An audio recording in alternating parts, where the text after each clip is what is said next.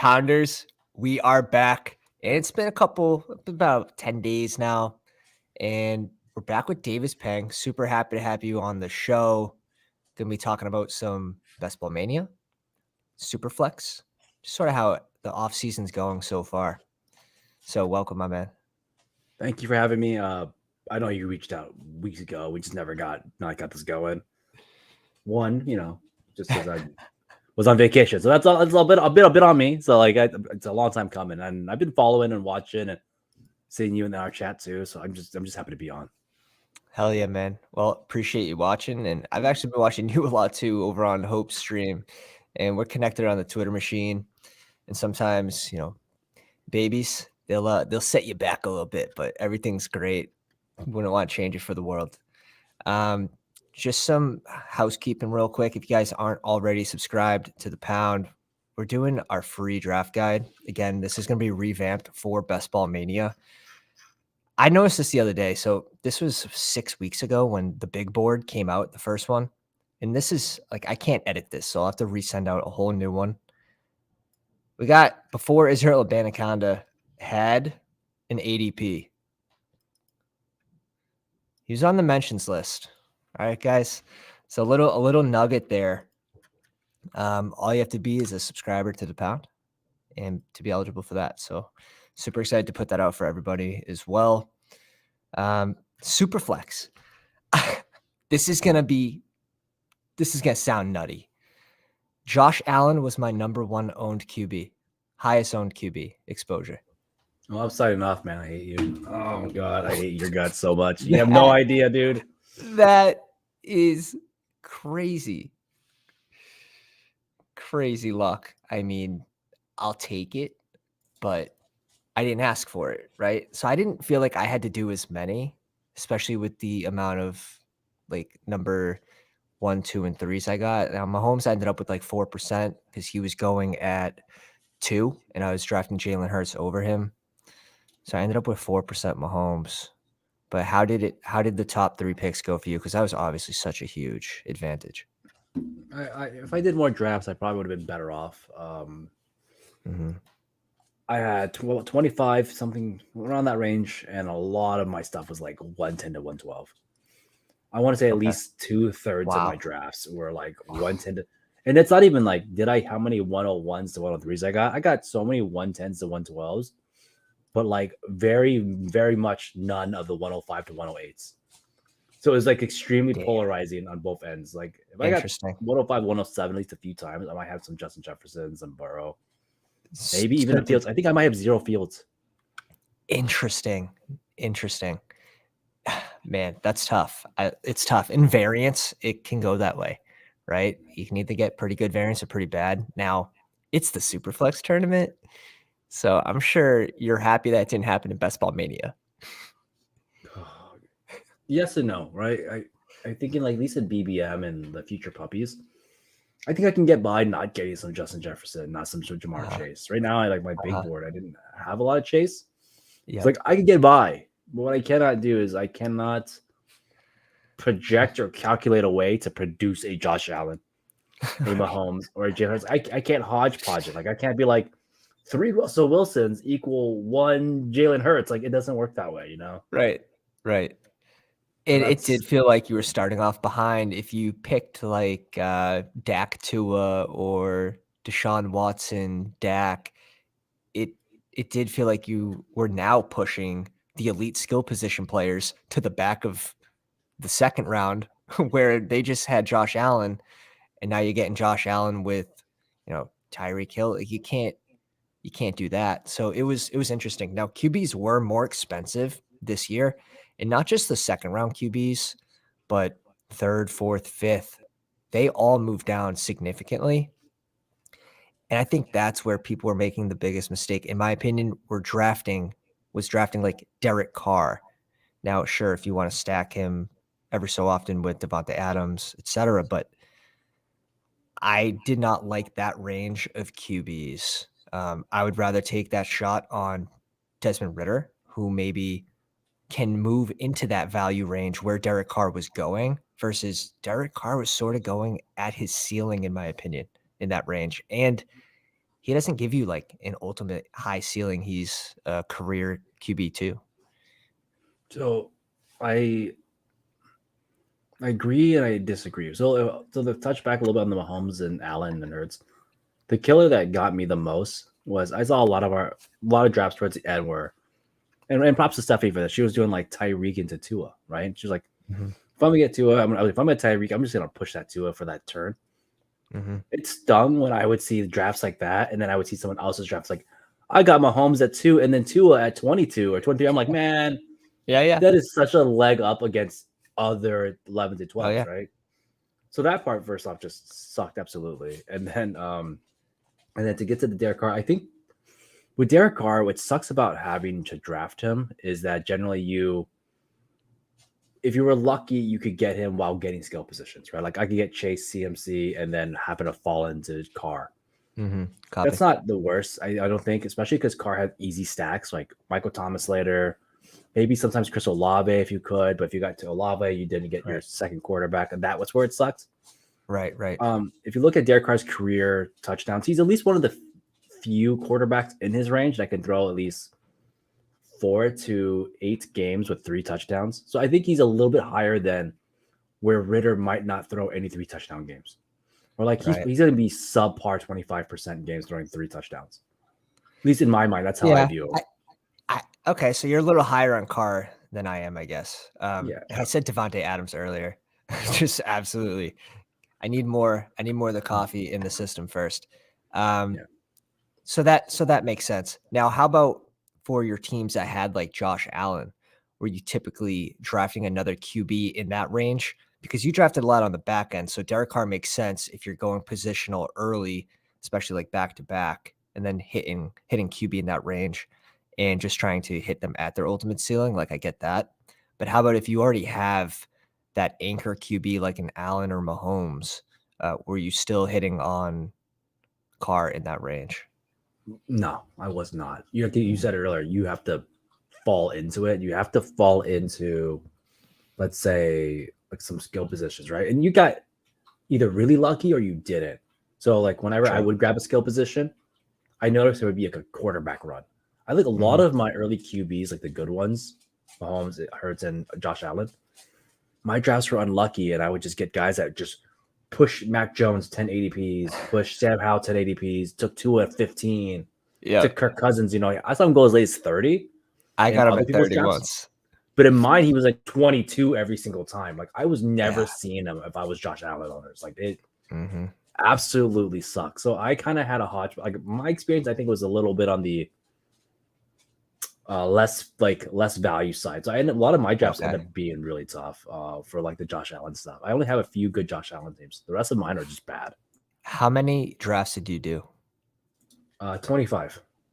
So not too many, but about the 25 range.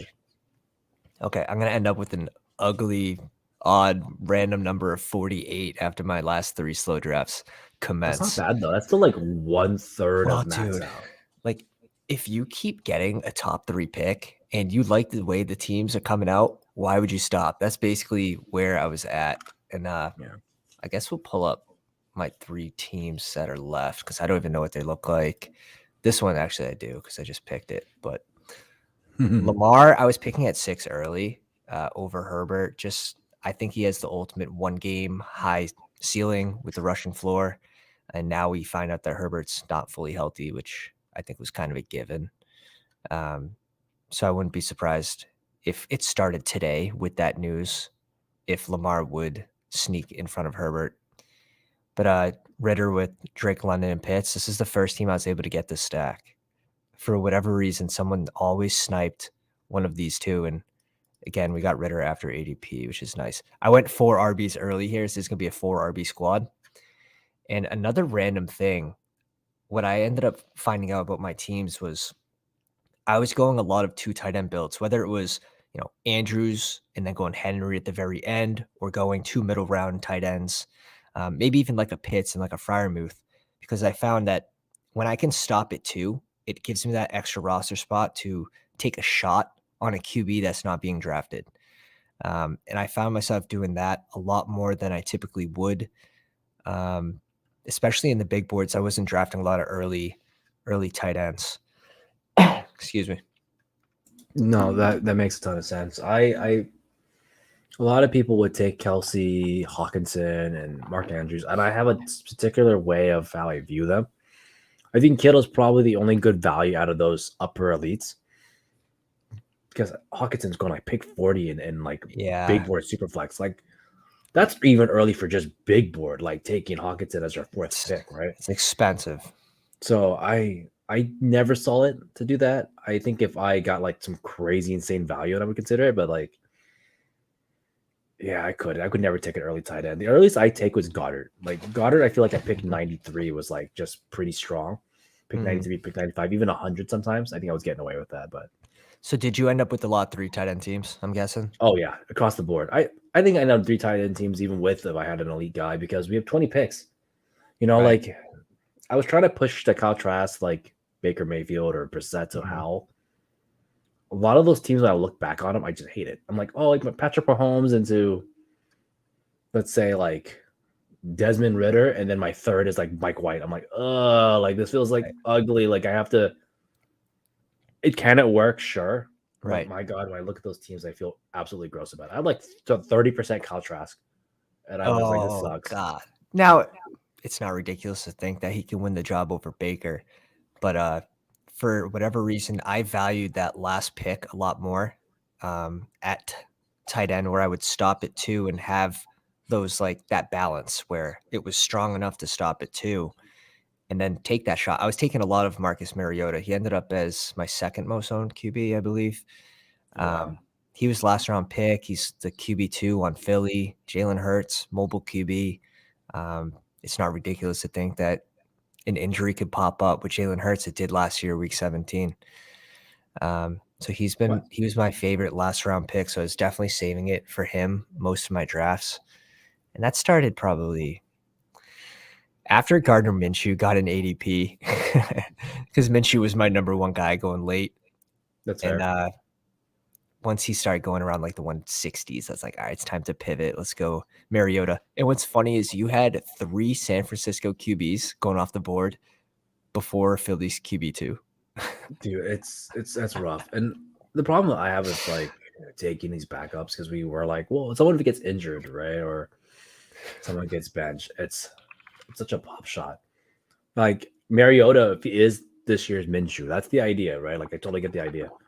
Yep. Minshew had 2 usable games last year, or 1 usable game at least, but 2 flex that means a ton, even more. Right. I just don't think of Mariota is as good as Minshew, though. Like it's weird. I really don't like Mariota, and I hated when he went to the Falcons last year, and everyone's like, he's gonna Oh, be the yeah. next Tannehill. But I'm he like, actually oh. did a lot for where He he did a lot, though. was. For He where he did a was. Now, if you put yeah. him in Philly, he's probably going to be asked to do less if that occasion does arise, just due to the other weapons and great O-line, etc. I think he could actually thrive over there. And Well, the funny thing about again, the Falcons is their O line wasn't terrible. Weirdly enough, it wasn't great, yeah, but it wasn't like he was playing on the Colts. right. Like, and he had Drake London, he had Kyle Pitts. The weapons aren't terrible either. I do find that stacking the Falcons has been really tough lately too. That's actually been pretty rough, but I don't know. I'm just not in on it. Like I'd rather have like Mike White who with Tyreek, like that just Okay. seems so much better. And I think Tua, knock on wood as a Dolphins fan, but has a higher outcome of injury because his can just be a concussion versus like a broken arm or something like Jalen Hurts would have to get. Right. Right. Or maybe they're in such a good situation come week 17, they don't need to risk injury. It's We'll true. see. The Eagles are a strong team. ER7 says, what are your thoughts on Brock Purdy and Lance? If they're both in San Fran next year, I'm just going to go out and say, I bet they both start at some point in the season. And good luck figuring out which one's going to play week 17. But to raise your ceiling, especially for Superflex, like when I was drafting Lance, I wasn't also drafting Purdy because only one's going to play week 17. I was kind of just taking that shot. But what are your thoughts on these two, Davis? I think the combination of ADP is so high that it's not worth your time. Yeah. Right? Like everyone can say like, well, you're playing for upside or what if, and I'm just looking at like Purdy, who's like pick. Some drafts was pick 90 at the end of it, but he was as a pick 70, pick 80 at some points, and then you have Lance, who was pick 60 to 80. So you're like spending You're basically paying with like Mac Jones, Sam Howell, Ritter, ADPs to like get a questionable. Like, will you play? And I know people believe that Ritter probably won't finish the season or won't play all the way, but I have more faith in that than the coin toss that is San Francisco 49ers, right? Right. If let's say Trey That's Lance gets traded, like everyone thinks he might be traded at this point, like, is he good enough to go to any team that needs a quarterback? Right? If a team needs a quarterback, like it's gonna be a bad one. Or if he ends up on the Vikings in some magical way, then he's like on the bench. And you're talking about a pick 60 to 90 that people spent a cap on. Like it's just too much. I can't do either of those. So you think they would get rid of Purdy before they would get rid of I think they get rid of Lance first. Yeah, I agree. Lance. So they get rid of Lance first. Maybe Titans. Yeah, and it just Seen then a what lot do you of do, right? Like, Titans. is that a team that he passes? You run for your life. You run for your life. So But like, you're gonna be begging for Sam Howell. You're gonna be like, I wish I had Sam Howell now. I wish I had Mac Jones now. I wish I had Ritter or like Derek Carr. I wish I would take a Carr earlier or Wilson earlier, that kind of stuff. So I think the Mac stuff is interesting. Real quick, let's get to this. More than just solar. Welcome. Good morning. Good morning. Start drafting this summer. So I've only done 20-round drafts. Any tips for 18-round drafts? Thanks. Hope the baby's letting you sleep. Last night was actually a super rough one. I was like, figures. But, it's been pretty good, so I can't complain. Now, my biggest tip is going to be elite QB, elite tight end, and you're only going two. When you select an elite QB, you're only going two QBs. When you go elite tight end, you're only going two tight ends. It's going to free up a roster spot since we have two less. And that's really the basics behind roster construction for the 18-round drafts. Balance is going to be something that you're constantly doing in these drafts. And we'll get more into balance as of late because that's what I stress the most when it comes to drafting. I completely agree on those points. I also believe in narrowing your range, right? So anyone ever say played poker, you always talk about having like a good range. It doesn't have to be tight, it doesn't have to be loose, but just narrowing the range you feel comfortable with. So for when you say go elite quarterback or elite tight end, one of the biggest mistakes I ever see is, hey, I took Patrick Mahomes and my second quarterback is like a backup. Or I took Patrick Mahomes in my last quarter and my backup is like, a couple of said Big Ben was still, it'd be Big Ben when he was picked QB 30. Or Matt Ryan is your backup right now. Like busted that year. Yeah, coach Matt Ryan last year was your backup. And then you have to ask yourself is like, what does Matt Ryan on the Colts provide to my Patrick Mahomes team? What value does he give? And the answer is zero. So like I was examining one of my teams last year with Jalen Hurts, and I had Ryan Tannehill as my backup. To be fair, I was a little higher on Ryan Tannehill than most people were. Ryan Tannehill contributed 8 points to my team. I was there with you, dude. I was there with you. Like QB 12 2 years ago, QB 8 3 years ago. Yeah, so he contributed like 8 points, right? And I'm like, cool. I could have drafted like anything over Ryan Tannehill and gotten more points out of it. Like, sure, Jalen Hurts get injured, whatever. Ryan Tannehill's a little bit value, but like, you're not drafting Ryan Tannehill to say, well, if Jalen gets injured. So I would say narrow your ranges. So like a good tip I give to a lot of people, especially when like Hurts was like round 6 last year, round 6, round 7, you could have grabbed, Stafford, Tom Brady in like round 10, 9, 10, 11, 12. Obviously not the greatest, like Stafford was a bust. Bring up, Brady was coming a bust into the season, championship. good. Or I would pick Daniel Jones. Daniel Jones was the guy I was hot on last year. Yeah. Right? Like you want to have guys that have a possibility of leapfrogging your QB1. Same thing for your tight end too. So like if you take Kelsey, then I think you're just done. But if you take like Andrews last year or Hawkinson or Goddard or something, you want to pair them with like Hawkinson Goddard was a combo I did a lot. I just said narrow my ranges of two tight ends because what does Austin Hooper do? Like how often does Austin Hooper outdo Goddard? How often does Austin Hooper outdo Kelsey? The answer is like nothing. You might as well just take one tight end at that point. Right. So like I say narrow your ranges. Like a lot of people fall in that trap that if Kelsey's at the top or I take Mark Andrews and I have to take a pick 18 tight end. And your contribution at that point is like just gross. And Mark Andrews isn't someone I wasn't in on last year. So that's what I always tell them. Like if I took Andrews, I took Goddard. I like that. It's different. And people say like that seems like an extra pick, but you see how the contributions came down to it. Yeah. Anyone outside of Kelsey, dude, they're not surefires. It's just that simple. It's true. Who's going to be the tight end too? I guess my biggest thing is ranges. Like who else is going in that range of that tight end? And for me, especially in the Hawkinson range, I was in the big board. I was not selecting Hawkinson, especially before the NFL draft, where I think Minnesota could very easily draft a wide receiver. Now, KJ Osborne, maybe his role decreases a little bit, but he's still going to be that deep shot guy. I doubt they'll draft someone like KJ Osborne. I think they would be drafting someone for like Keenan Allen's replacement. Yeah, But I think that would hurt Hawkinson more than it would hurt like a KJ Osborne. So I agree with Hawkinson. In the two tight ends, it's all about balance, right? Like you can go maybe Pitts and Freiermuth, where Freiermuth's going to give you exactly. that perfect amount of, that perfect floor, like a pretty high floor, and you have Pitts who can give you that high ceiling. Maybe he could finish his tight end two. Like that tight end two position is up for grabs right now. It really is. And I'd rather take my shots on those middle round guys like Njoku, Darren Waller, Pitts. He's a little higher than middle round, but He slips. He slips every draft. So it's true. I'd so, rather but yeah, take my chance if they become tight end two, and you're getting that ridiculous value where now he has to absolutely blow out of the water the tight end two overall just based on where he's going. And that's a risk in itself. he's only 30 picks earlier, so it makes sense. So, but yeah, I think you used Freiermuth as a good example. Like I slip it on names, but if I draft like Goddard or Hawkinson, I want Freiermuth or Knox. I don't want Stan Laporta as my second tight end, right? Like people do this every year, and I'm always like, dude, if you tell me you value tight end, and your second pick is a garbage tight end that's not even on the field yet, like then it tells you you have your price. It just sounds off. It's backwards. You're saying you like this position, but you don't like the position, right? So I just find out how that pick helps your team is my biggest thing to anyone. It's funny because tight end, you can do a full stream on tight ends and how important the tight end position is to your team versus the field. But I think this year we actually see a pretty good spike in tight end usage.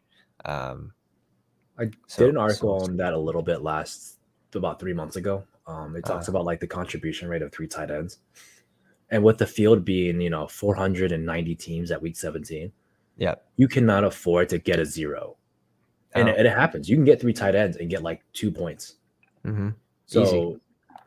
If you draft two tight ends that are both like beaters, like I saw this a lot last year, like I'm gonna take Cole Kmet because he's on a breakout year, plus some random Austin Hooper 17 guy, like how bad, like Brevin Jordan. I see in the chat. So Brevin Jordan and Cole Kmet teams were like the hotness last year, and I'm like, guys, that's terrible. Get a third tight end because you cannot guarantee Cole Kmet's the guy. You cannot guarantee Brevin Jordan's the guy, right? You're having three questionable guys, like, and you get a 0 week 17, because you didn't want to spend like a round 15 pick on a tight end. It's crazy to me. Like it's not worth it. Get those 6 points. You'll move up 10 slots for 6 points. Oh, maybe even more. Fantasy Football Garage says Sam Howell had a really good college career, high TD rate, over 1,100 passes. I think he's going to get the chance in Washington. That's the talk coming out of Washington, at least, that he's going to be the guy going forward. Now, with new ownership, could it change anything? Possibly, but right now it's looking like Sam Howell's the guy. It looks like he's actually been a really good value for super flex and in big boards. Rookie and sophomores. Well. True. Rookie and sophomores as well.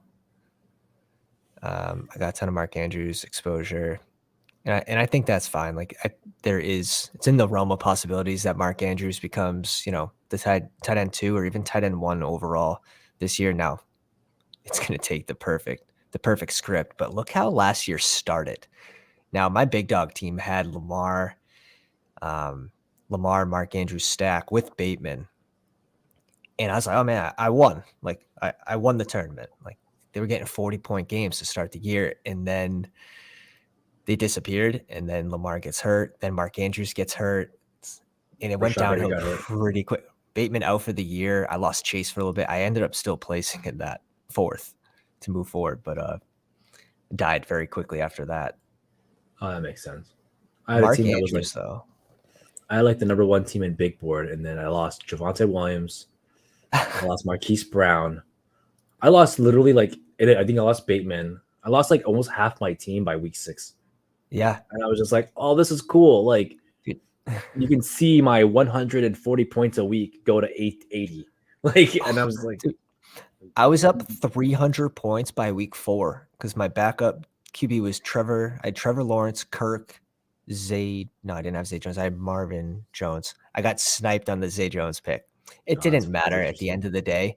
But again, that team was heavily correlated. Devin Duvernay last pick, who had some serviceable weeks early. And then we found out he can't run routes after Bateman got hurt. And he didn't do anything after week 4. I mean, we kind of knew he couldn't run routes. He was a guy that had a shot even the year prior and still wasn't getting it done. Devin Duvernay was just a guy that you threw like, can he go deep? Cool. Lamar's willing to take that shot every single time. Right. That's what I love about Lamar. His weapons are he's kind of like pseudo Patrick Mahomes, right? Like Byron Pringle, Demarcus Robinson, they all have shots to like go off. And Lamar did that. Like he kind of he had Demarcus Robinson even, like he might have a chance to go off. So it's actually kind of funny. That's true. Demarcus Robinson was a little sleeper last year. Now he never had that like explosion game, but he was close. He showed life at least. PPR guy. Yeah, PPR guy. It's true. I mean, he was undrafted, so like you get 3 usages out of like a 0 draft all day, man. You gotta buy those guys. That's good value. I gotta peek what my Demarcus Robinson ownership was last year because we were on him. I know I didn't draft him last year. I was on him late. I took a lot more Duvernay than I did like that. I was just like, oh, Duvernay's would be the deep threat. Like I'm down for that, and he was. So I'm not like the process wasn't bad. I had 1% at $39. So, how about Allen Robinson this year going to Pittsburgh? I mean, I think it helps Kenny Pickett more than helps anyone else, but if that. It helps Kenny Pickett, but I would say it doesn't help Freiermuth. It kills Freiermuth, I think, in my mind. Yeah, Robinson, a red zone threat. He's a red zone threat, right? Like, he's a red zone threat. He's going to get a mismatch, right? I'm not saying he's particularly good, but how many slot corners are 6'2", 6'3" that can handle, like, a big guy pushing into you and then catching it on, like, let's say they're on 3 yards out, right? Where it's far enough that they can't run the ball in. Then, like, Robinson just kind of steals Freiermuth's thunder a little bit. Pickens, I'm not too sold on. My co-host, Hope loves him, but I'm just not sold on a lot of wide receiver 2s that ever have gone to the Steelers. I'm just scared of like every wide receiver 2 that's ever been on a team. The track record just never existed. So, man, that's a tough one. It helps Pickett, though. I mean, I'm happy for Pickett. It's good for Pickett. It can't be good for Pickens, who's already having trouble commanding a large target share of this offense. And he was definitely one of my biggest fades for the big board. At his ADP it seemed expensive. Now you add another target there in Allen Robinson, another red zone threat where half-point PPR touchdowns are important. It doesn't look great. Now, if Robinson can help this offense, sustain drive, score more points, maybe it evens out. But as of right now, doesn't look the best. I think you would have to knock him down a little bit, in my opinion. Yeah, because it's all about the touchdowns, and people will say you can't predict touchdowns, or it doesn't matter as much as you think. Just a reminder, Deontay Johnson has 0, and no one likes him this year because of his 0 touchdowns. Everyone's like, "Oh my God, he sucks so bad." He still got like 1,000 yards, I believe, or close to. Or Damian Harris last year, who had like 15. Exactly. Not last year, but the year before. Yeah, receptions are overrated in this format. Obviously, if you get Austin Eckler, it's a different story. Or Javonte Williams week 1 when he had like 12 receptions. But most guys are not getting more than most guys in the running back position are getting like 4 or less. And most receivers that are deep threat are getting like 5 catches or less, which is like 2.5 points. That's not worth your time. So that being said, where are you on Jahmyr Gibbs in his current ADP? I really want to see where his team goes. I think right now, and shout out to Pat Crane for this, was kind of talking about what can I draft now that will have value later. And I'm like, Gibbs is one of those guys, right?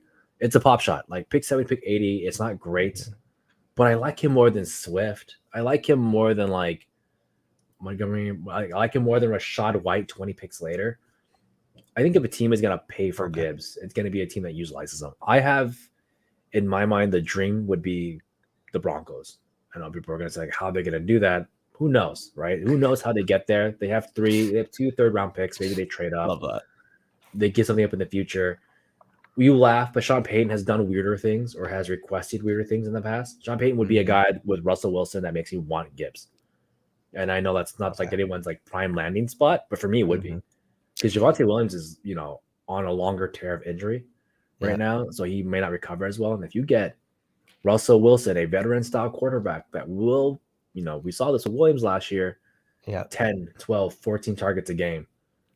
Gibbs is that guy, right? Like Gibbs is a more efficient burst, type of dude on the outside routes, flats and you get him to like Denver somehow. Oh my God, I'm down. Now, to your point, they did try to bring in someone like Gibbs last year with Chase Edmonds, right? So they already released him. Well, he's on Tampa or something, but they did try to bring in that, that third down back already. Didn't work because it was Chase Edmonds, but. So I know like I don't think anybody knows where Gibbs is going. We've been talking, everyone talks about, the 32 landing spots for Bijan, but Gibbs is like likely going to end up on one of 8 teams in my mind. And if he ends up in the right one, he ends up a veteran quarterback, or even like a Teddy Bridgewater-esque type player where they're just too scared to go farther than 4 feet in front of their face, then you want Gibbs. And I would take that. Efficient guy, going to pick 70, pick 80 right now in the big board and in Superflex. That's fine to me. I think that's more upside. I still rank a couple guys ahead of him. I still rank Dobbins and et cetera ahead of him, but I don't like DeAndre Swift. I'll tell you that much. So interesting. So I'm probably Swift over Gibbs just because of the size factor. He's a little bigger. Montgomery, not the most efficient running back in the world. So I think there is a realm of possibilities where Swift does take over some first and second down work if Montgomery is not efficient in that role. Now, red zone, it's most likely going to be Montgomery, and but that's the part nothing changes there. Nothing changes though. Jamal Williams last year. So like Montgomery is like one of the guys that leads the league in like broken tackles and yards after contact kind of type of guy, which some people will say you can't repeat stats like that or they don't matter. When you do it numerous years, it kind of matters. And he's been playing behind like the worst O-line in the league, right? The top 4 worst O-lines. Now he moves into the top 10. His yards before contact are going to be a lot different, I think, this time around. He's a good overall a coach's guy. Like Jamal Williams is a coach's guy. Oh, yeah. David Montgomery's a coach's guy. There's a reason why people like him in the NFL. Maybe not us as fantasy analysts, but he gets 15 touches. I can see more of those being red zone than DeAndre Swift. DeAndre Swift started looking really bad towards the end of the year. He wasn't up in the middle between tackles. Lost a lot of touches to a guy that's not nearly as talented as him. Like we love Jamal Williams, but let's be real, he's not the most talented dude. But he did have 7 targets in every game, the last 4 games. So it's true that he was still being used quite a bit in the passing game. And like we said, half-point PPR touchdowns are going to matter. I guess it's going to depend on how many touchdowns is he going to score from 15 yards out, and it's hard to predict. I think that's the part that's harder, right? Like we could predict like the red zone, right? We could predict 3 yards out. We can't predict can DeAndre Swift catch it on the flat and run 10 more yards. Right. But he does. He gets 8 targets, and in those 8 targets, it becomes 6 receptions and 60 yards. That is value. Yeah. It's like about 9 points, and that's that's flex-ish role most of the time, where he's being drafted. So it's not a bad pick, but Gibbs is someone that is so completely unknown. He ends up on the right team. He's pick 40. Ends up on the wrong team, then he's still picked 70 to 90 because someone's going to play the efficiency game. Right. Interesting. So you have him as a potential riser. And if he ends up with the wrong team, he's not going to fall too much. That's kind of how you're interested. Because how much further can he really fall? Like, where would he have to end that he's like past Rashad White? Titans. Right. But like the odds of him being a Titan is also just probably ridiculous too. Yeah. So like it would have to be like a weird range of teams. And I don't know. Like I have to find out like what that looks like. Maybe he ends up as a Falcon, then I go, oh god, this really sucks, right? Because I think Tyler Algier just kind of takes all the red zone, but Right. who knows? Right. Yeah, he was definitely someone I was sort of fading in that range just because of the running backs going after that had more of a certain role. And I get the upside if he lands on the right team, but yeah, I mixed him in. I didn't. It wasn't someone I was fading completely. I ended up with 3 or 4% in the big board, and that's sort of my fade range on high upside players. When I say fade, I'm not going 0%. I agree with you. Actually, when he was with next to JSN, that's when I was fading him. I was just like, hey man, like JSN's gonna get a job, Right. right? He can go to like Exactly. 29 out of 32 teams and be fine. Yep. And that's why I faded him. But when he dropped ADP to about 30 picks later, then I was like, all right, Mhm. this is good. Like Yep. I will take a pop shot at a pick 80, pick 90 guy. That's the exact same feels that I had for him. Um, Where do you have any other risers and fallers that I mean, that whole range of running backs that go right after him, we're gonna see some heavy risers and fallers depending on, uh, if teams add running backs to Tampa Bay, to Atlanta, I um, If you're talking about for rookies, any of those guys, if they end up in Tampa or God forbid another Buffalo Bill running back again. mhm, Um, for rookies, I think if they end up on the right team, I just don't think it matters. Like Charbonnet right now is getting a lot of hype. Uh, Israel. I cannot pronounce Israel's name at all, but Abanaconda. yeah, no, you already saw my video. I tried that. It's like no, it's not gonna happen. Yeah. Israel like he has a good shot. Like, I think anyone that ends up just in the right situation, because that's what's gonna cause the rise. It won't. Will it provide use? I don't know. Right, rising and providing actual usage is two different things. So I don't know if they're going to get good usage, right? I know people got excited about Chuba Hubbard at first when he was first coming into the league, and then he ends up behind CMC, and everyone Right, hates it. But then CMC right. gets hurt, and then Chuba becomes like valuable, like right. So it's one of those that's tough, especially with how many running backs there are in the league right now that are still at a good age. People have all this hope for like these, you know, RB 28 in the draft to be relevant. And last year we saw none of those guys go off. I was very Right. much on the Abram Smith situation. Like Abram Smith's going to go. He went to the Saints. Alvin Kamara gets suspended. There's Oh, nobody. yeah. Latavius Murray's old, Oh, and like the yeah. guy gets cut. Like who knows at that point. Um, you There's a know, lot of rookie running backs that we're drafting that may not even end up on NFL teams. yes. Or if you're lucky, they end up as the committee caboose. Where they're Right. the second to third guy on the back end of the committee, and you're just like, I this sucks. Like and that's why I there's think a I was reason these guys are projected outside the first 4 rounds. oh, here we go. Nez, welcome to the live stream. The badge bro, one third Um, of the badge bros. that's why I valued AJ Dillon so much at his position where he was going because he had a certain role as an RB2 in a what should be a heavy run offense again this season. Um, he was honestly my favorite value in Superflex in the big board. And I think that was like the cutoff because after AJ Dillon, it was like Kenneth Gainwell. It's like, Yes. I love AJ Dillon. If you don't know, AJ Dillon's just like a cool dude. By the way, he has his own quad squad perfect. Discord. You can play games with them. Like legitimately, you go play games with them, which is like the That's coolest thing awesome. ever. I call him AJ December because that man like in December is like the nuts, right? He's like, oh man, it's winter time to get like 2 vulture touchdowns and like 50 yards. Like, and he started catching a few more passes like last year too, which is always kind of towards the end. And last year I picked 60, 70. I thought that was like a weird buy. It I did take was. a little bit of him because I do think he has December value. And it's true. He ended up hitting in that regard, right? Mhm. But you're talking about a guy pick 120, 130. Dude, sign me Yeah. up. Like, that's Yeah. an exact tier fall off. Like, I want Dylan over Gainwell.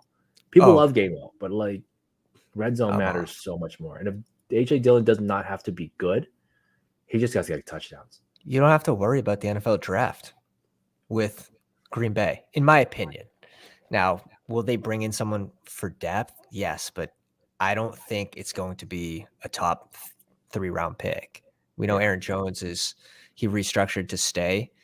So there's potential they bring someone in for a future replacement, but AJ Dillon's primed and ready for that role. Like you wouldn't have to spend up at running back if you're Green Bay, in my opinion. I mean, like all you're hoping for AJ Dillon is like 800 scrimmage yards, 8 touchdowns, and like Mhm. he gets And six he to eight could touchdowns. smash that. He'll be so happy. He had about 1,000 yards last year and about 6 to 8 touchdowns. Like now you're getting him at a huge discount. So like he's easily a riser for me. Will he rise Same. in best ball? I don't know. A lot of these guys, people just overhype receptions. They don't like Brian Robinson. They don't like David Montgomery. They don't like Josh Jacobs. They don't like, I can list like Miles Sanders, Deontay Foreman, like all these dudes. Their roles, team. I call them team up the gut, right? Like just and they went up the gut, like, and I got 12 points. Like this is amazing. So I signed up for all these guys, and they're going 40 to 60 picks later than they went last year. Exactly. There's so many people I was fading last year that I'm like, all right, let's go. And now people are still fading them because of being burned by them last year. One of them being, Najee Harris, AJ Dillon. AJ People Dillon. else, Kyle Pitts. Like I'm on board now. And the smart people are doubling down. Yeah. And a lot of So the for sharper people are RBs, doubling down. I'm all about that. And I made a post about my wide receivers I hated last year that I'm taking. I wasn't a Mike Evans guy last year. I thought he was going way too close to Tyreek Hill. I didn't like, Michael Thomas last year because he was still being drafted in the top 80, 90. Now he's like at pick like 130. And when he played last year, he had three good games. He only played 3 games, but all 3 of them were amazing. MVS, who was at pick 90 last year, now he's pick 170. Like So that's that a the good value. Tyreek Hill, Mike Evans example is perfect, right? Because, and this is perfect best ball talk. This is perfect tournament talk. You were 100% correct, right? So if you're playing in a cash game and you play Tyreek Hill over Mike Evans every single time, you hard faded Mike Evans, you probably made a lot of money as a plus EV play. Now in tournaments, if you did that every single time, you probably didn't win week 17. Likely And that's why didn't. it's so important to sprinkle in. You can fade someone, but if they have that potential, if they have that ceiling, you can't really completely exclude them. You have to have 3-4% of these guys that still have high upside, even though it might be a bad value at their current ADP. Yeah, I agree. I had a little bit of Evans, um, just a very so slightly. What ended up happening a lot more was I was pushing more Tyreek early and taking Evans as a faller. Got it. I was completely on Debo, and sometimes I just stand on that ground of some players are just not going to do it.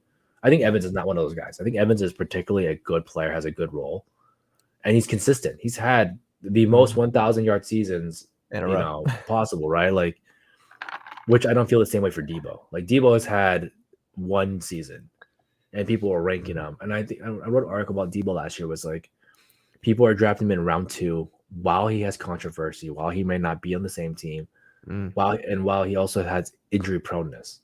And might not All have the 3 of same those things, rushing upside. yeah, and all 3 of those, like 2 out of the 3 things came to fruition, which was didn't rush as much, wasn't efficient, and got injured. Like 3 of those 3 things all came to fruition, and I'm like, that's rough, right?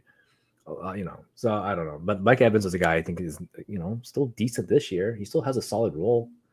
Yeah. Going in A the little bad on the 60s. hands, but I pick once again wide receiver 36. Sign me up because red zone matters a ton. It's true. Is he going to be in Tampa Bay next year? I Hopefully think he'll not. be in Tampa this Right. year. And if he doesn't if he gets traded, then that's even better, right? Like these are going to be win now teams that buy Mike Evans, that buy DeAndre Hopkins, that buy Derrick Devontae Henry. Adams. No, I I agree. really doubt the Falcons are like, we need Mike Evans on this team. They're just happy to get Kyle Pitts back, I think. Yeah. That'll be interesting for Ritter going forward with both London and Pitts for next season. And Ritter was a guy who he actually had rushing upside like in college. It just didn't translate to the NFL. Is that offensive coordinator, driven? I have a feeling it may be, or was he pocket shy? Just afraid to I think get he was out. just scared. He's a rookie, right? Like I think when we talk about a lot of rookies, it's hard to gauge what they are going to be in the NFL. And their year 1 to year 3 are going to be all types of different players. Year 1 rookie quarterbacks are the worst draft picks to make at all time. when I did the math for what would be the best rookie quarterback year that is not the most ridiculous outlier, Mhm. that became Baker Mayfield his rookie year. Mhm. It is. And I Yeah. mean, think about it. Remember how hyped we were after Baker's rookie year? Like how good that year that was for a rookie? Yep. Better than Andrew Luck, better than Matt Ryan's, better than Big Ben's, better than Peyton Manning's, all better than all Mhm. those guys' rookie years, but fell short of fantasy relevancy, Yeah. right? Like the only other guys that did better, obviously, were like Justin Herbert, but he is such an outlier. Oh, yeah. Oh, RG3, yeah. such an outlier. Took Lamar a pu Jackson wasn't good took a his rookie year. punctured lung to get Yeah, Herbert on the field. exactly. Like it's one of the, and no one liked him coming into the season. No. Josh Allen, from a real NFL standpoint, terrible. From a fantasy standpoint, amazing.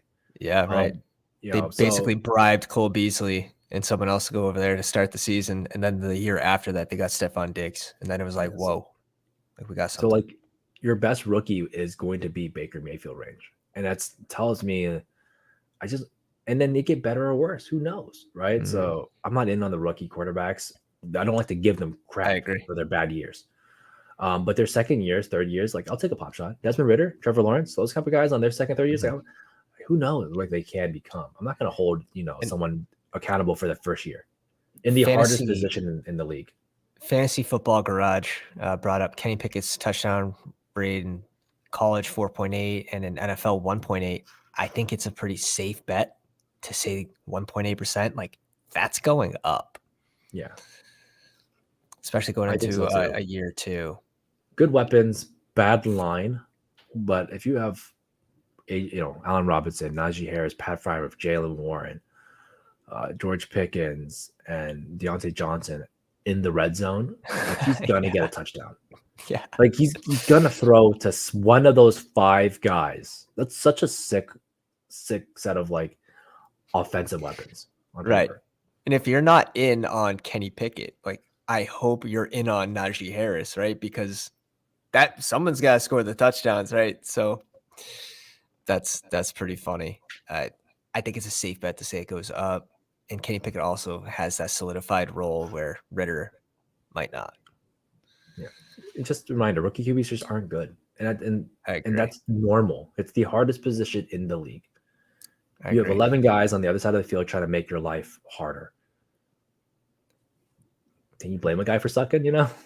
We used to think the same about rookie wide receivers one day though, where it was like, all right, year 2, it's their breakout year. Yeah. And that kind of got squashed a few years back now. It was about 2 The or league 3 became years. more pass happy at some point, and Mhm. they figured out this could work. Like there were no wide receivers, a new running back. You can kind of get good in your first year.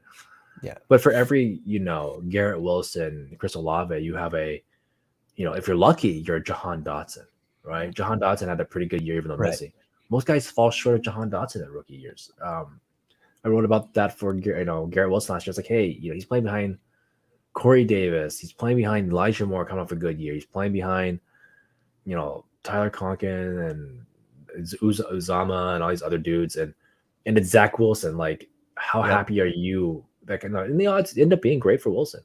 But Olave had a very whatever season up until at some point really taken off. So, it happens. Rookies are rookies. These guys still have to learn the game, get adjusted. It was better for Wilson when Flacco was playing. Exactly. And I think a lot of that because Flacco's a veteran dude. He knows how to play the game. Yeah. Yeah. What's Paul got? Paul says rookie QB classes. I think he said vary year to year, dependent skill wise. Last year, Pickett was pick 20. This year, 4 or 5 QBs could be gone by pick 20. Yeah, I love NFL draft projection talk and just like how many QBs you think can go in the first 10 picks in the first round, and it's always a surprise. That's my biggest thing. It's always a surprise where you think these guys are going and what teams you think they're hot on. It might not end up that way. Like I mean, I'm it's seeing 32 CJ teams. Stroud now going to Indy a lot. Yeah. And that would be really good for my Alec Pierce ownership. You're talking about 32 teams, 53-man rosters, starting, not even including practice. And teams have needs. We as the fantasy community are always like, man, it'd be cool if 32 offensive weapons went off the board, right? But all offensive lineman is just as important as some of those guys, the edge players, the linebackers, and etc. Like these, the league is gonna do what the league's gonna do. They control everything, and we're just on the sidelines, right? Like we're just praying to God we get the ones that we like. So the NFL draft is just gonna be insane. So these draft projections, people hope like 5 quarterback. Like who knows? Who really knows? Lamar Jackson was almost a second rounder at one point. But I mean, what was a crazy one last year? Malik Willis went to round 3. Right. Sam Howell went to round 5. Like it happens. Who knows? Like at this point, Kenny Mhm. Pickett in round 1 was a scare for people. They're like, "Ew, Pickett at pick 20 to the Steelers." Small hands. Yeah, Najee Harris when he went to the Steelers was also someone people didn't peg it. I had him pegged for that, but they were like, "Oh, Najee to like the Steelers, that won't happen. He's gonna end up somewhere else." So Now, we're I far don't off. think I don't think the Texans would necessarily pass on a QB without trying to get a top 3 pick next season. I don't see them really, passing on QB and not getting a top 3 pick next year. Just with I don't know what like they're gonna do. I have them pegged to take be weird and take Bijan at some point. I pick 12. love that. Love It's just that. it just seems so weird. That team has 2 first round picks in the second and one in the 12th. Mhm. They have no real weapons at wide receiver. Shout out to Nico Collins. I rooted for you the last 2 years. It's been rough. They don't have a quarterback. Bobby Davis, Trees. I don't know what's gonna happen with that team. They could pass, but they have a new coach, so who knows? There's a lot of teams in purgatory right now. Yeah. Where a lot of us are like, I know nothing about what this team's gonna do. Like I know no idea. So Now you had the Q2 test come out for quarterbacks, I think yesterday, the day before, and Bryce Young knocked it out of the park, 98 out of 99. Anthony Richardson, I'm not sure if the number came in, but how it was described was he scored brilliantly, and CJ Stroud scored low. yeah. And it's basically just, from my understanding, a way to test their knowledge on the field, basically, right? Which matters, and I know before people would just shrug those. RIP to Dwayne Haskins, but he had not good. He wasn't a guy who couldn't read a playbook, and that stuff matters. So these NFL teams are going to do what they think is best for them. Mhm. And if you watch Pete Overzet's with Bill Barnwell, they talk about teams are way more crazier in the last 6 months than they are all year long. They can be all sorts of weirdness. The fact that we had as many trades as we've had in the last 3 years of people going from quarterback to 5 franchise QBs is crazy to me.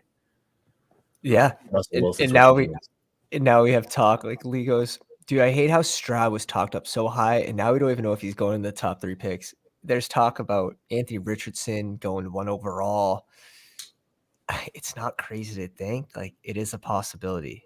It really is. Now, I would be surprised if it's not Bryce Young, but that's just me. True. I would love if the Texans doubled down on defense first or O-line again like last year. And they have the Texans have 3 first round O-liners, and 2 of them grade out better as run blockers. And that's kind of why all four of the 5, I think, O-linemen are better at run blocking than pass. Mm-hmm. And that's why I kind of lean on the Bijan. I'm like, dude, they're probably going to be like, hey, we get this rookie quarterback. How do we protect him? Mm-hmm. Just run the ball 30 times. I'm like, just do it. Right. How do we improve today?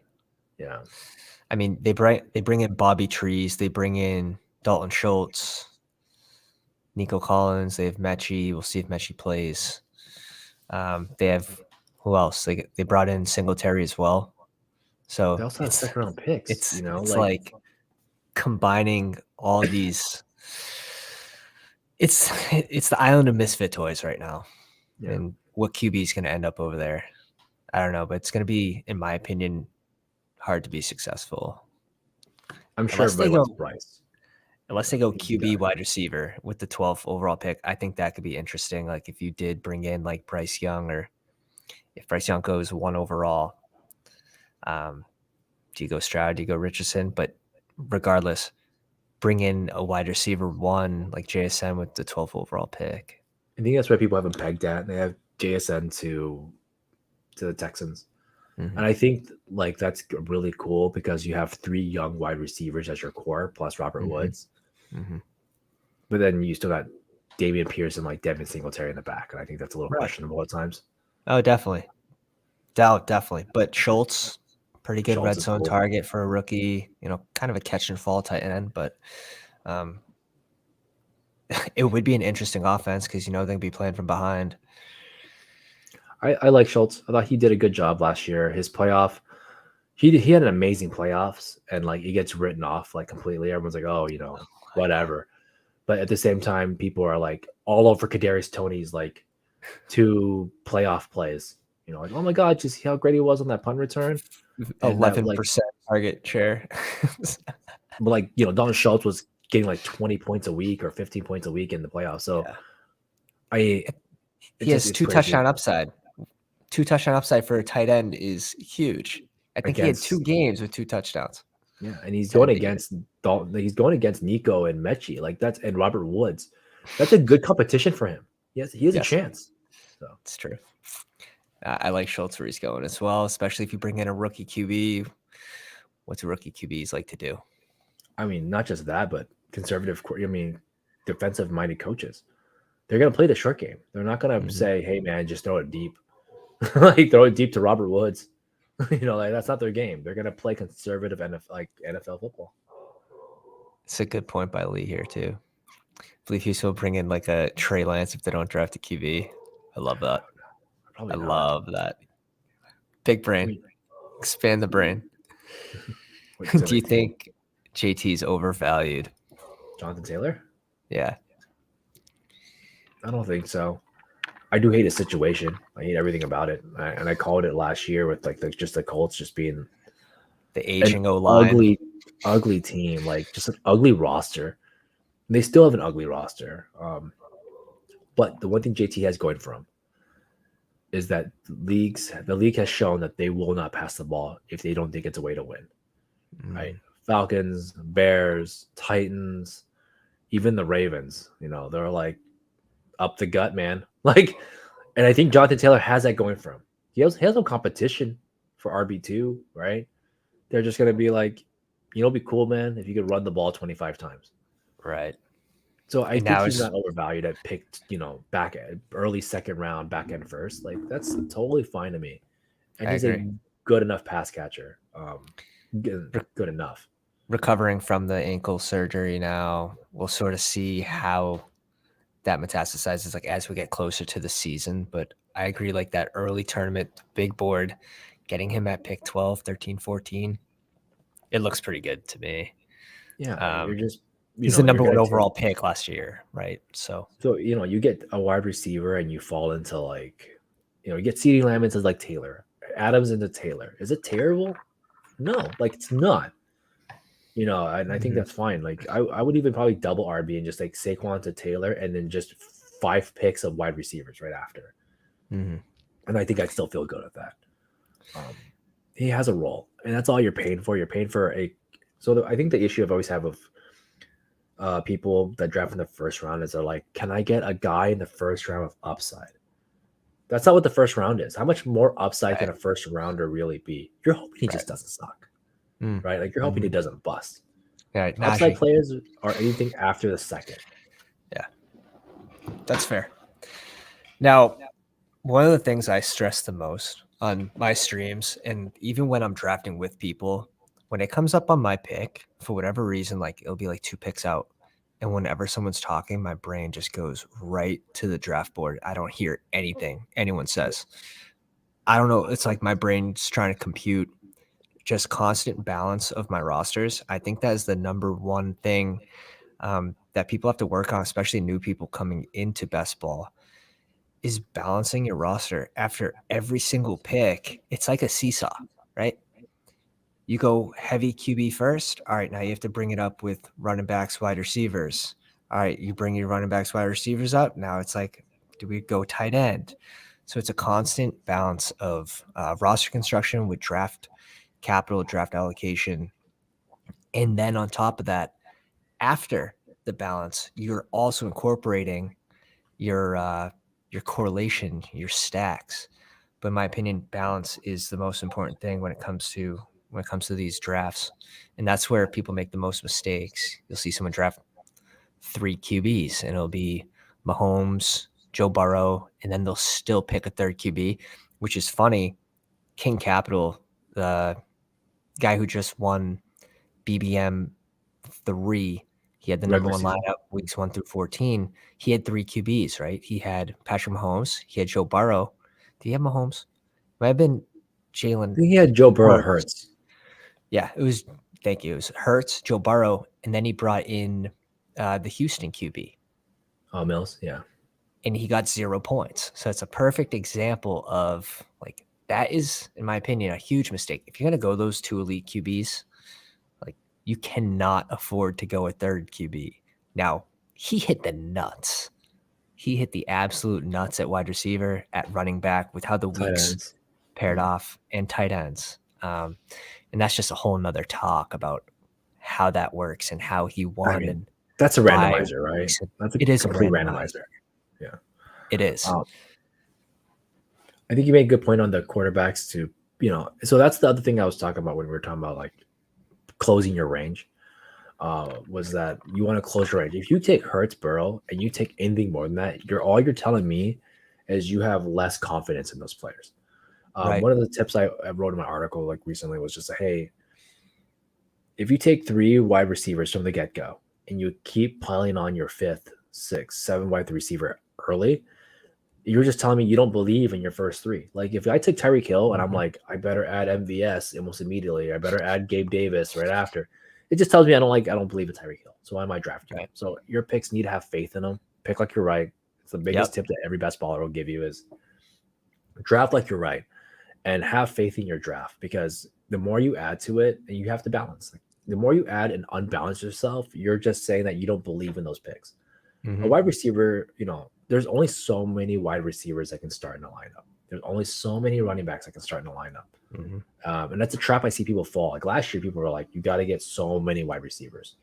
So the reason why this is important, sorry to cut you off, is like if you're drafting like you're right at wide receiver and you go those early guys and you're still adding people on the back end where those could be running backs, if you hit the nuts on those picks and you believed in those picks, those later picks, you shouldn't keep drafting at that position. You should be adding it to somewhere else to add upside to another position. Right. And then I would also just add, like, your team is competing within itself. So draft like your team has to fight itself. That's what best ball is. It's best man goes forward. So when you draft, I was laughing at Hope about this because she has a team with Robert Woods. It's like when you have 5-star receivers, MVS, how does Robert Woods beat those 5-star receivers plus MVS? The answer is he doesn't. He doesn't beat them on any given week. So, how does Jarvis Landry outdo these guys? The answer is he won't. He will never outbeat, especially starting 2 in the Superflex. Exactly. So, like, make sure your team is trying to beat themselves. That's how you win best ball. Like, your team is competing. I agree. And it's like almost changing your way of thinking, right? Changing your thought process on these things. Jake says, might have to wait for draft capital, but how are you feeling about Kincaid and Mayer? Do you think they have potential for top 12 tight end season? I don't really care about season long. I care about where they're going to be the last 3 weeks of the season for tournaments. And even in redraft, same thing, right? Like those are the only weeks I care about are the playoff weeks. And I think they have really, really good landing spots. Especially you take away Houston. They're not drafting a tight end anymore after bringing in Dalton Schultz. That gets rid of one of the kind of bad or middle bad landing spots. So, I mean, which one's going to end up on the Chargers? Cincy potentially could draft a tight end. Depends on how much trust they have. The Lions could take a tight end. I mean, Lions, they don't have Hawkins great anymore. spot. Ravens could not Ravens, but not Ravens. I'm thinking of like Commanders. I was saying, but Commanders has a shot at the tight end. Ron Rivera is known to love his tight ends. But at the same time, the other way I look at it is how much has rookie tight ends ever been good? How often? It's a position that's hard to learn, even though they don't get paid a ton and they're not well loved. It's like, man, you get a tight end to go there, they always take a year or two. It's always a year or Mhm. two. I cannot think of a tight end that isn't Evan Ingram that just went off the rookie year. Kyle Pitts. He went off enough, but he was also like a top 3 pick. Yeah. And even then, he Yeah. kind of fell short He in had a some way. 1,000-yard season. Yeah, But 1,000 yards, but I think it was like low touchdowns was what ended up killing yeah. him. So like a Yeah. good season, but Mhm. and he was the outlier of all outlier tight ends. Definitely. Pat Frymouth would probably be the only other rookie that I think that did reasonably well with a good set of ranges. But he went Mhm. to a team with Big Ben. So it's a different scenario. Like I know we believe that rookie quarterbacks throw to tight ends, and it is true to an extent, but it's not as much as people believe. It's No. veteran quarterbacks that use their tight ends. Dak Prescott, Big Ben, Jared Goff, and Now Brees Taylor, those guys do. let's say Musgrave or Sam Laporta ends up on the Chargers. I think that's where I'm like, okay, this guy might have like a 4 or 5 touchdown season as his ceiling, in my opinion. Yeah. Whereas if you put a Mayer or you put a Kincaid there, I think there's a possibility for an 8 to 9, 10 touchdown season for those guys. I don't agree on that one just because not Mike because I don't Williams think Herbert's that kind of guy to injury. do it. It's just because I just don't think I think Herbert's too safe of a player. I think you're right though that if he went to the Chargers, you're thinking 5+ touchdowns, right? And I think anyone Yeah. that goes to the Chargers at a tight end, you're especially going to be like a pick 18 guy, right? Like no one's drafting like Kincaid goes to the Chargers. Does he go up to round 15? Probably not. He's probably a 17 guy still, 16 guy, I around don't 16. know. I think he's moving up. I think Maybe. he's I moving mean, up.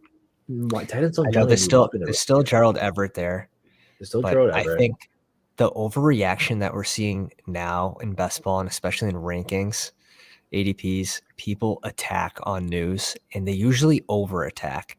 So when you jump into those drafts, people overdraft them. It'll kind of fall at their ADP a little bit until it settles down. But that's another thing. It's Is more like I the did. settling. I think he settles is the problem. Yep. So like Amon-Ra, when he first came into the league, and they put him with Rashad Perryman and who else is that? Tyrell Williams, right? People are like, Amon-Ra is the only guy in this team. He was getting drafted at like up to round 15, 16. And then over time, people would let him be undrafted. Like, and I think that's what's going to happen. I think you're right. Like, he'll probably spike up. People are going to go like really hot. Like Rashad Penny right now is a guy that's slipping. Rashad Penny got all this like jump up when he got, signed. And I just got him in my big board like 30 picks later or 20 picks later. Like people are like, oh, it's not as good as we think it is. And Would you so rather I'm not too Dolchich? sure. Would you rather Dolchich or Mayer at the Chargers? I'll take Dulcich. I'll take the guy that's already has a report and did pretty good. Russell Wilson likes his tight ends. I think the quarterbacks matter on this. Quarterback, landing spot, scheme. I'd rather take those. I do think rookie tight ends have it really, really tough. They get pushed in depth quite more often. They have to learn how to pass block. And there's not many good years of how many tight ends get added to the league. Right. Like I said, Pat F and Kyle Pitts are the only two that come to mind. And then before and after that, I have no idea. Right. Just fancy dysfunctional. Welcome to the live stream, my man. How does Pitt's profile compare to the 2023 tight ends? That's a pretty good question. Pitts is a league of his own, though, right? Like he was a wide receiver basically coming out. Like everyone had him as a wide receiver at tight end. You look at Mayer, and he's not like the type of guy that's gonna come off the field for run blocking plays. Like this guy is gonna be out there. Yeah, I mean it's tough to put him in. He's a league of his own. He went pick 3 overall. Yeah, 3rd overall. So he's in a league of his own for sure.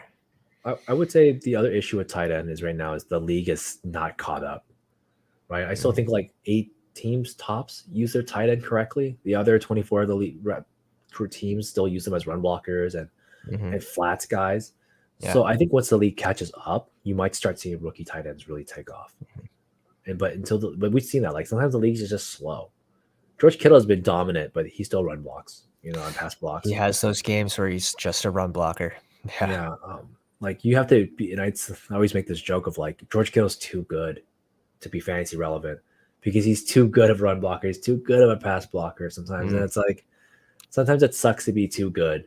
Be like Mike Gesicki. Just be good at catching and nothing else. And you'll see more like, Dude, Gronk as like at the end of his career became more of a run blocker. And red zone threat. Run blocker, red zone threat. That's all he was. Exactly. And it worked out. Yeah. But that's important. Definitely red zone. Be Jimmy Graham. Target share. Just be bad at pass blocking, run blocking, and just be a good guy at catching. It's funny what we're looking for versus what NFL teams are looking for. Yeah. Jake says, RB dead zone seems pretty juicy this year. What do you guys think? For example, Demont, D. Harris, Jamal Williams, Sanders. Seems like they could smash. Out of this group, my least favorite's going to be Jamal Williams. In New Orleans, is he going to end up on the 1 yard line as much as he did last year?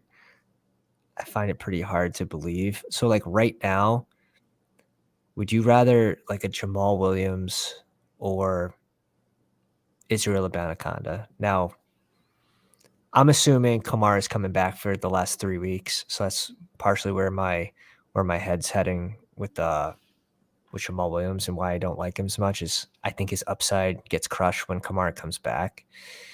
And Amon-Ra fell at the 1 yard line like 4 or 5 times last season.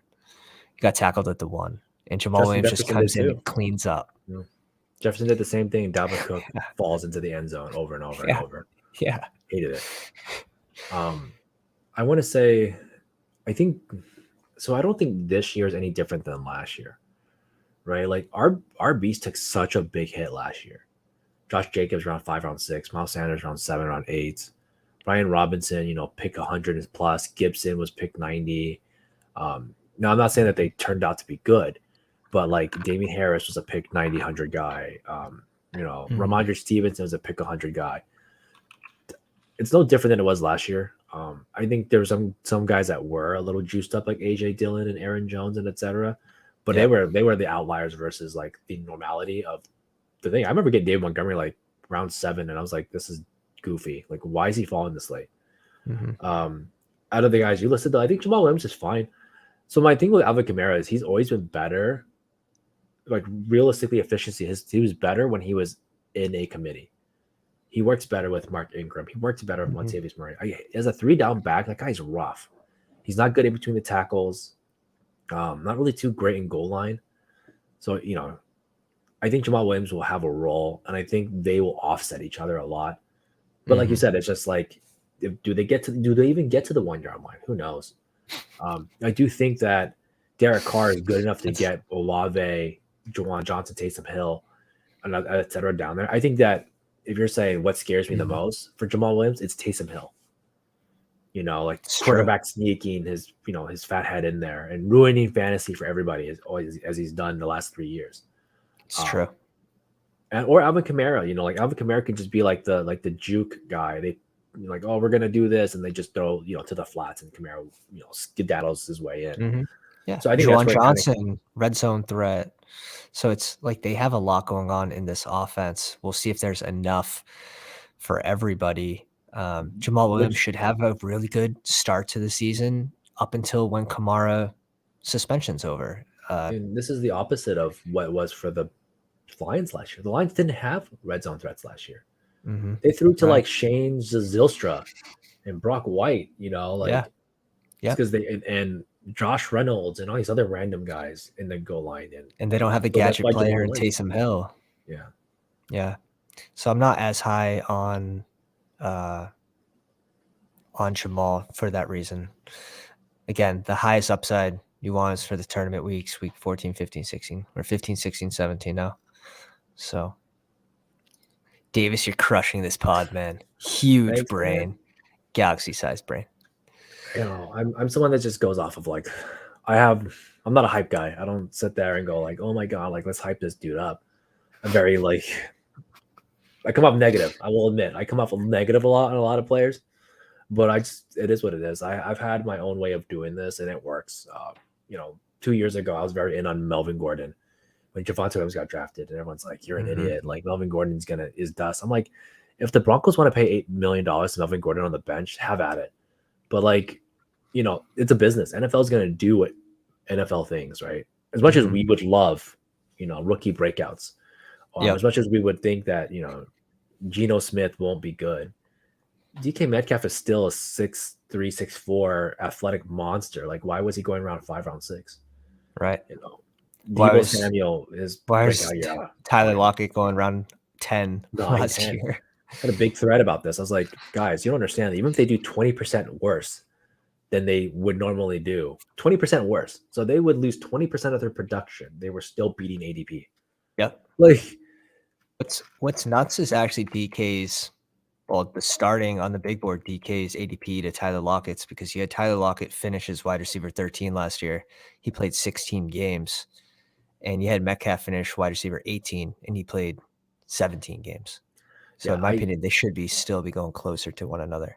They definitely should be tighter, way tighter than they are. And I don't like Geno. I've said it before. I think Geno had a Case Keenum year. He was very hot. I think he has a chance to repeat. But the one thing that scares me about Geno is that he sucks in the red zone. He absolutely sucks in the red zone. Yep. DK Metcalf had like 22, 24 end zone targets, and it barely gets like 6 to 8 touchdowns. Right. Like, there's no way. I think he had such a good connection with Tyler Lockett, though, from that 20, 25 yards out. 25 yards. 72, 73% completion rate. Again, people are worried about Tyler Lockett's age, but this is a guy who's not getting tackled a whole lot. Tyler Lockett's playing smart, too. He's just falling down. He's catching the ball and falling down, taking no hits. Yeah. I think Kenneth Walker has a pretty interesting goal line. I think Kenneth Walker's like Jamal Williams this year. They get to like the 2, and then Kenneth Walker, because that's what he did last year. He's coming in there with his crappy yardage, 30 total yards and 2 touchdowns, and I was like, those could have been my Metcalf points. Those could have been my Lockett points. My Noah fan points. I think that's why I'm a little I would rather draft Lockett at pick. I mean, he used to go at 70. Now it's like 55. I'd rather draft Lockett at 55 than DK Metcalf late into the second, early into the third. I agree. I had 50% Metcalf last year, and I agree with you 100%. That was just a gimmick I did last year where I just drafted Metcalf a buttload.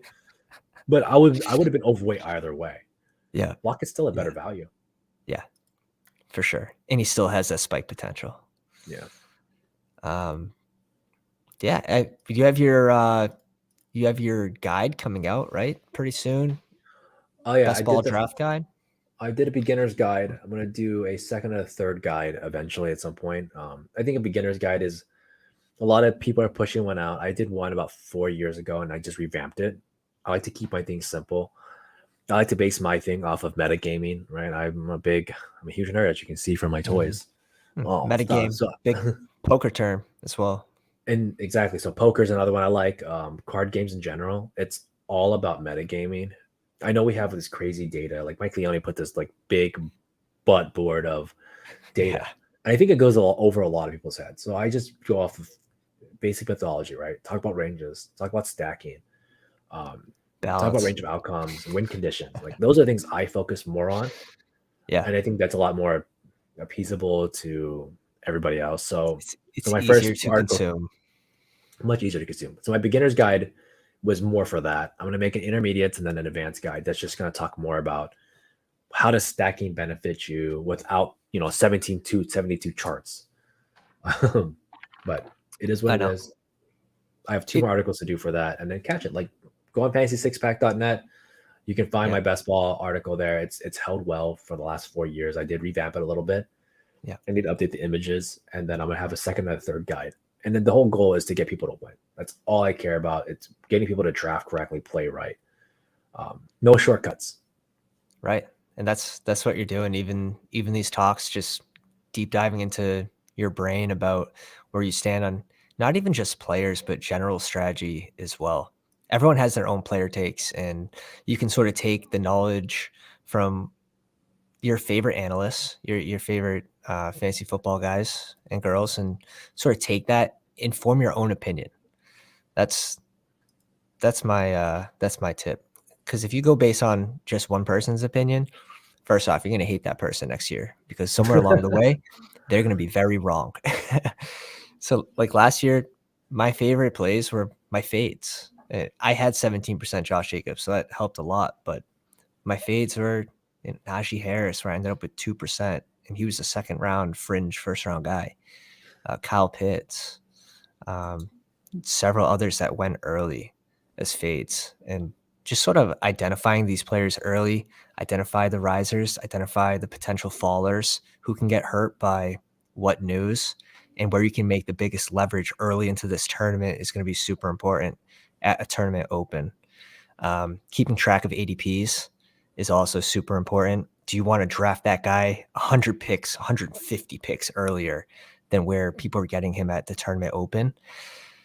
Maybe. It depends how often they were being drafted. Were they being drafted every single draft, or did they not have an ADP yet? I think that stuff matters as well. Yeah, you're always playing the board. You're playing the pod. I don't want to be talking about like how do you draft. It's like you're just drafting to play that pod and how to eventually win. You can't foresee everything. I don't think I've met anyone that has 100% hit rate on takes yet, not even remotely close. Like I know I loved I was buying Stafford last year. Like so I was like, oh man, like Stafford is all these news and he's still gonna play. He's fine. Yeah. Worst day of my life. Like worst. Cup was going ahead of Jefferson. Remember before the Stafford news that he was still hurt. Without the injury, Cup would have been fine, right? That guy was just living in 100-yard hell. Like he's lives at 100 yards and a touchdown. Like it's true. Cup's amazing, right? You can't predict injuries. I think some players you can say that they're injury prone. I think Cup is that guy. Yeah, he's always finds a way to get hurt, which sucks. And if that's your tiebreaker, that's your tiebreaker. I'm not going to tell you not to have that as a tiebreaker. I tell people like I don't draft Will Fuller. Like I can't. I hate Will Fuller to like no end. That dude does not see the field. So you hate Tony? I do. I do. The guy doesn't see the field. Like you know, and he's expensive. He's super expensive this year. With players, I'll say this to Hope is like if I can't project the player, then I can't draft them, right? Unless they're a dead pick. You have to be able to project your players, and I think that's where people get lost on it. People don't do projections. The average person is not doing projections. I get it, right? Yeah, but you have to be able to at least have some idea where this person's gonna. If you can project Kadarius Toney or any player to 1,000 yards, do it. Do it. Take that guy. Take that guy 1,000 times. But I can't project Kadarius Toney. I could project DK, and I did my. I'll tag you in it. I projected exactly what DK Metcalf and Tyler Lockett would do last year. A big fat thread about where I think they were going to do, and it hit. Right. Love it. But I can't project certain guys, and I think he's one of those. I can't do that. So I agree. I don't think there's a road to him getting 25% of the target share in Kansas City with Mahomes, who first off likes to spread the ball, and second off, Travis Kelce's still there. And then you mix in where he's going pretty early in drafts. He's a gadget type guy, and he has the injury risk. It's like that seems like a lot more negative than positive, especially for that range. And that's how I feel about Tony. My high upside for Kadarius Toney is like you said, he's a gadget guy. So what's his high upside? His high upside to me is Jahan Dotson, right? Like crazy amount of touchdowns, low yardage. Yeah. Right. Yeah. And then at pick 90, and I'm like, what am I going to do there? And I told this, so like last year, my biggest thing that people gave me so much crap on was I hated Michael Pittman. Hated him. Hated everything about where he was going. Love him as a player in real life. Yeah. Was a value in BBM2. BBM3, the guy was a second to third round pick. And I asked going before Higgins last year, right? Yep. He was going right next before. To Higgins. Yeah. Yeah. And they were like, well, I don't like Tyreek Hill, but I'll pick a Pittman later. Why? What is your projections on him? He's the alpha. That's not a projection. An alpha is not a projection. Right. His projection on me, and once again, I think I got this right, 70-ish receptions, 4 to 6 touchdowns. He's a PPR guy in a half PPR format with no touchdowns. Yeah. Yeah. That's exactly what his comp is. And Matt Ryan is stone legs. He can't move.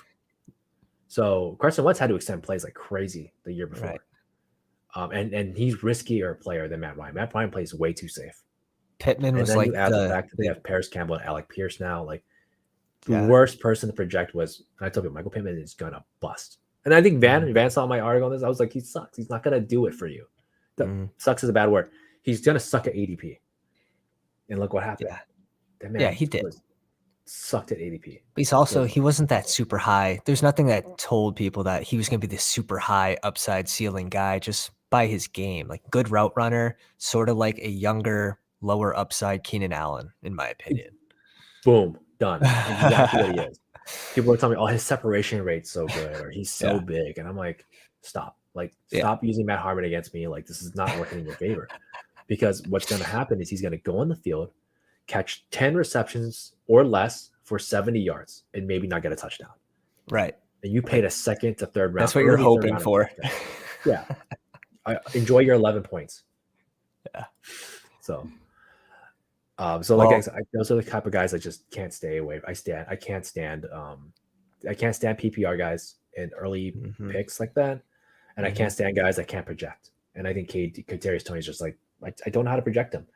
Yeah. Is he a 600-yard guy, 10 touchdowns? Like, good, I guess. Like, good.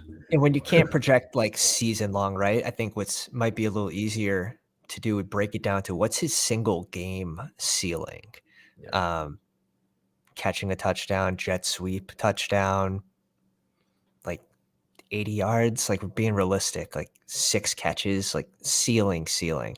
It's still in that 20-point range, but there's plenty of people that go in his range that can do that, I think, on a more consistent scale without their injury risk.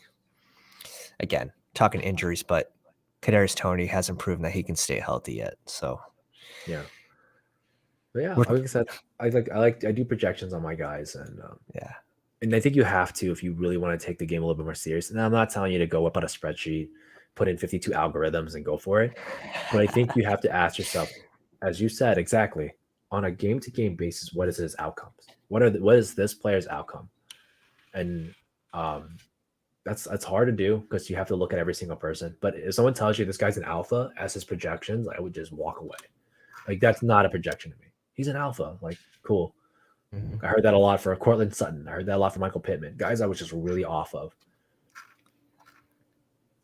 What is this news here? Is Artie trolling the stream right now? Jameson Williams suspended 5 games.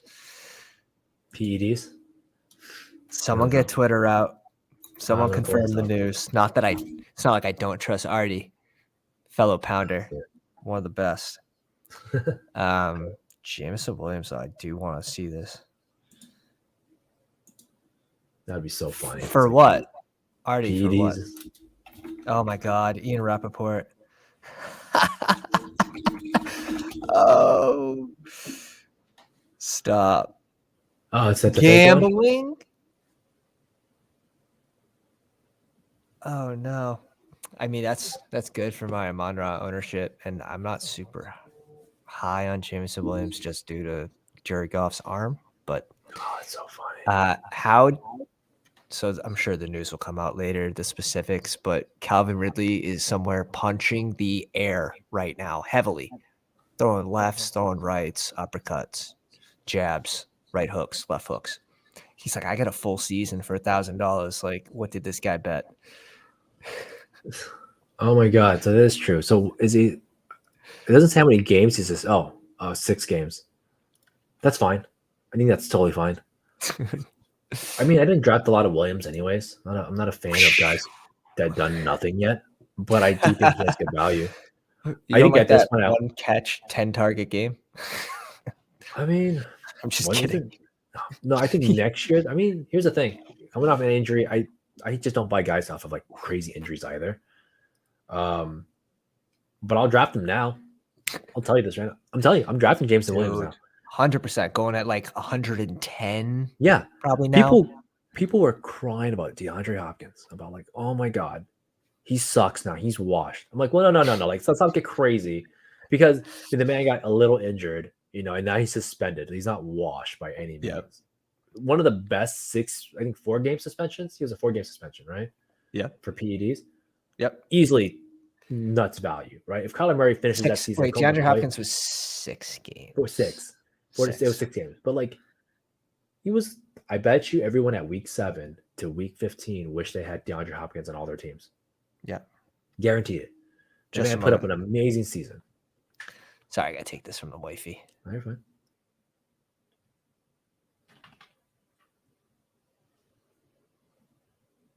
Yeah, so I would say sign me up for that. Like now that Jameson Williams is gone for 6 games and people are going to say he ain't going to help me the first 6 games, great. I'm okay with that. Give me to my Yeah. pick 110. Yeah. Sign me up times 10. Oh, I agree. Because he's going to be back for the weeks 15, weeks 16, that matter. 17. He's going to have lower advance rate. Like these are all positive things in my mind. And you're not paying the same price, which I hated his price, by the way. And here's the second kicker. Most people will have a full roster weeks 1 through 6. It's the weeks after is when your roster starts to slowly dwindle, starts to die. So you get a guy that's fresh for sure in week 6, week 7. I'm fine with that. So yeah, sign up for Jameson Williams then coming out into whatever. That's fine. I think what's going to be oversold is the backup to whoever Jameson Williams does. You know, some guys they're going to sign like DJ Shark again or some other guy, and then everyone's going to be all in on him for his 6 games. Mm-hmm. True. But Davis, it was awesome having you on. Any final words? Where can we find you? I know you're at you're on the Twitter machine. Of course. That is in the description. Definitely great follow. So recommend to everybody. So if you want to catch my articles, I write for fantasy6pad.net. Great guys, a little on the smaller side, but we broke 2 million site visits last year. Props to the guys for even getting that far for like a very indie team. I might be writing for Stochastic again this year. We're taking best ball a little slower this time around, but you might catch my work on there. And then last but not least, just catch me on the show to Road to 150 with Hope Stream. We stream and co-host each other every Thursday, 10 p.m. Eastern time. Like catch us. She's good. She's learned a lot in her 1 year of best ball. I've been doing this since drafts, and all I've done was get better. Sicko. Yeah, gross. I'm absolutely gross. But I got better, never won, right? The closest I've ever gotten right at this point is numerous finalists and finishing top 12 at Puppy 1. Was number 1 at one point, so that was always the coolest feeling to be number 1 at the top of the bracket. You know, screenshot. Exactly, I did. I was like screenshot it. You know, I'm number 1 at this point. Most people would never see their name at the top of the list, let alone a final. Of course. So catch me there, and then catch me here. Hopefully in the future, man. I'm gonna come back. Definitely. Good stuff. Catch me in the chat. I know. We didn't even get a draft in today. The conversation was too good. So good, next time, Best Ball Mania, we'll definitely have you on, and we'll stay connected to the Twitter machine. Everyone, I know you guys enjoyed. And if you didn't see the beginning, go back to the beginning because it was just as good as the end. Thank you all for coming out. Pounders.